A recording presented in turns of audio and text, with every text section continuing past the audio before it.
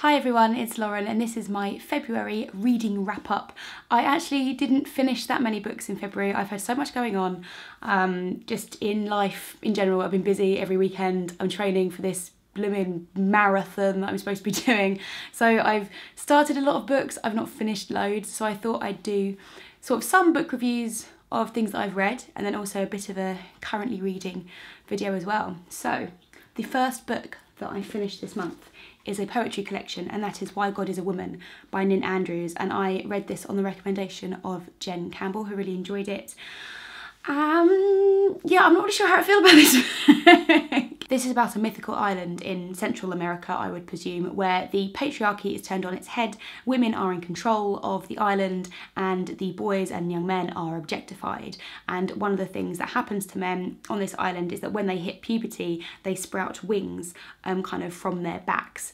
And when they sprout the wings, that's when they start getting really objectified by the women. And it is an interesting look at inequality and the patriarchy and modern feminism in a way, because the way this is structured, all of these poems are prose, little short stories really, from the point of view of a young boy who has left the island and he's looking back on his childhood. It was kind of questioning like my own views in a way, because I was thinking, oh, that's a bit weird. Like it's hard to kind of imagine women being all powerful and how it would be for a young boy to grow up and just imagine marrying a woman, how one day he could have a really powerful wife and she'd be so beautiful, it'd be amazing, and kind of worrying about the way he looks. And those are all traits that you kind of associate with young teenage girls, and hearing it from a boy's perspective was a little bit uncomfortable, and then it kind of makes you question why you think that is uncomfortable. So it's quite interesting, it's clever in that way, and it's very imaginative. I liked what she did with kind of how the men change their own bodies in order to be attractive to the women, and they need to have all their feathers and how big their wings need to be.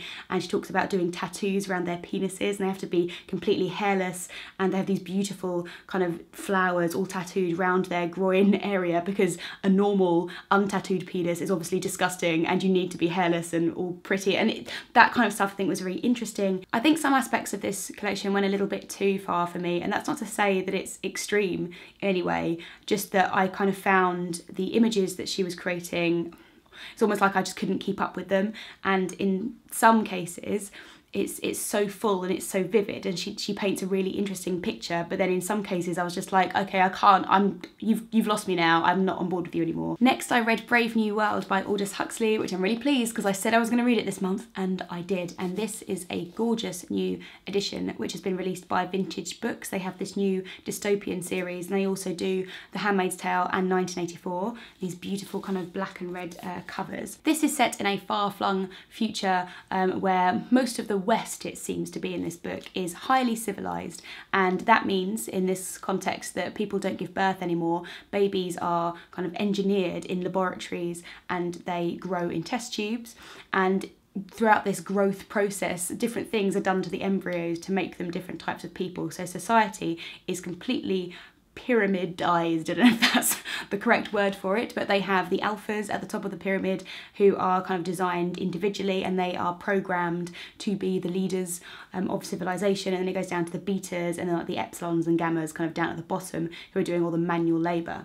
And everybody is raised and brainwashed as they grow up in these institutions to really love what they do. So if you are a gamma, then you really like manual labor and you like repetitive tasks, and you're very stupid because they put alcohol in your embryo and all these kind of things.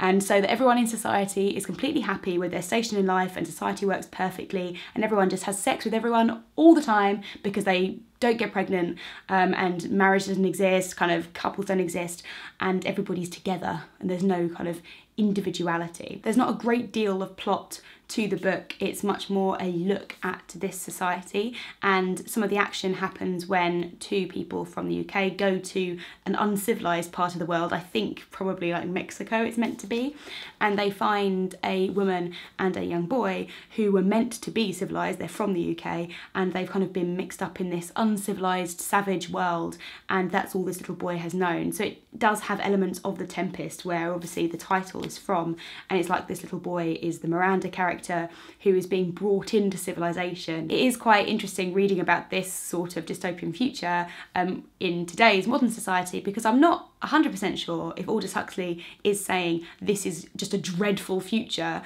or if he's just kind of musing on how far things could go, because to me, I feel like he's kind of poking fun at both ends of the spectrum. So in one sense, you have this Brave New World where even the idea of saying mother and father is disgusting and like really embarrassing for people, because people don't procreate anymore. They just think it's so base. People can't even think about giving birth or like breastfeeding, and how it's disgusting. And I kind of relate to that. As we go as a society and we grow, we kind of become more civilized and move away from our animal urges and instincts, and all the kind of disgusting parts of life are unmentionable. So I do think that's quite funny, the way he's extended that. And yeah, it's fine. Like, it's just an interesting look at that world. It's not an amazing plot, like rip-roaring story. It's just an interesting kind of thoughts and exploration on society. Then the last book I finished was Signs for Lost Children by Sarah Moss. So Sarah Moss's book that came out a couple of years ago, The Tidal Zone, was one of my favourite books that year. It's actually one of my favourite books ever. I really, really, really enjoyed this book. And so I thought I would go back and read her back catalogue, as it were. And Signs for Lost Children is the third book in a loose trilogy. So the first one is Night Waking, the second one is Bodies of Light, and Signs for Lost Children is the third one, as I said. But Bodies of Light and Signs for Lost Children are basically an extension of the same story. Night Waking is about a kind of modern family who move up to Scotland, and it's about them on this island, and then simultaneously there are some letters which were written by some people on the island from the kind of mid-19th century, and you've kind of got those two juxtaposed stories. And then the next two books in the series are about that family, so we go back into this 19th century world, and that's where these two books take place. Signs for Lost Children does kind of expand upon the themes which were touched upon in Bodies of Light, which is about kind of the female body and kind of medical practice at that time. So it's looking at things like abuse and madness, and kind of how women had to deal with things like childbirth and poverty and prostitution and rape, and then also how any kind of signs of depression or anything were kind of treated as hysteria. And all of the themes that she raises in the book I find really interesting and I really enjoyed. And in this story, kind of Alethea is now a doctor, and she's working in an asylum in a madhouse, and her husband Tom has gone to Japan. And so we still get these kind of two juxtaposing stories. I feel like this is what Sarah Moss does in all of her books, because The Tidal Zone is like that as well. It has lots of different seemingly unlinked threads going on at the same time. And Night Waking was like that. We had the 19th century and the modern times. And then in this story we have kind of Cornwall in the 19th century looking at female madness, and then this guy in Japan like just buying a tapestry, like seemingly, it doesn't look at kind of madness and society and propriety in Japan. So that is kind of interesting, but it's not really obviously linked to what's happening with Alethea in Cornwall. And to be honest, I could have really left the Japan story. I felt like there was no need for that to be in the book at all. But I did find the looking at madness and kind of how women were perceived in that time, I still found that very interesting. So that's what I've managed to finish this month, but I'm also in the middle of a few other books. So one of them being Ariel by Sylvia Plath. This was recommended by a bunch of people when I said, oh, I'm not sure about poetry on my Instagram, and everyone was like, read Ariel! So I'm reading it, and you know, I've read some Sylvia Plath before. Some of these poems I'm loving, and some of them are a bit like, meh. So I'm halfway through. I'll reserve my judgment on that. But it's interesting, kind of reading a poem a night before I go to bed. So that's working out quite well. I'm also in the middle of the Sellout by Paul Beattie. I say the middle, I think I'm like a quarter of the way through. And this is okay. I'm not sure where we are going in terms of plot yet, but it just seems to be a look at race relations in America.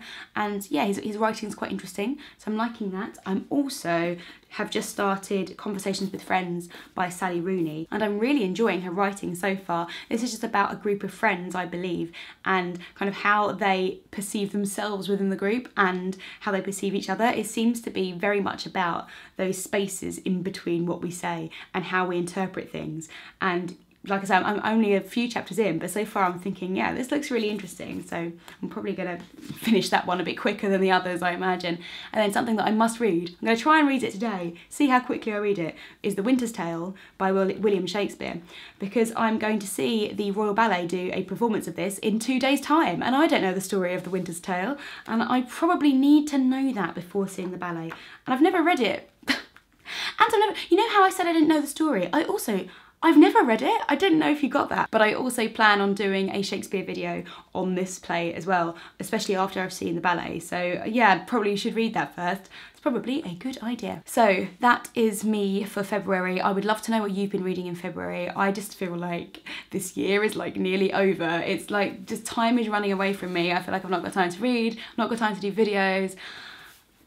I'll be happy when the marathon's over, I'll tell you that much. So hopefully once that's out of the way, and also some of my more busier weekends I've got coming up are out of the way as well, I'll have some more time for reading and have some more interesting things to talk to you about in my next video. So I will see you then. Bye!